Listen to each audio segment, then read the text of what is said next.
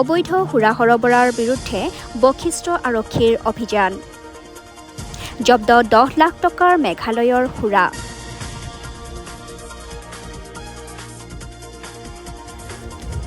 যোৰাবাটত জব্দ কৰা হৈছে বৃহৎ পৰিমাণৰ সুৰাখিনি এখন বলেৰো বাহনত সৰবৰাহ কৰা হৈছিল সুৰাখিনি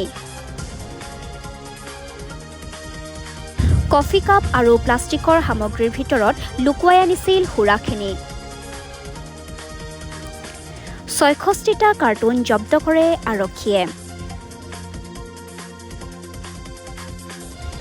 নাগালেণ্ডলৈ সৰবৰাহ কৰি থকা হৈছিল এই সুৰা কাৰ্টুনখিনি আটক আজিবৰ ৰহমান বসন্ত দাস নামৰ দুজন লোক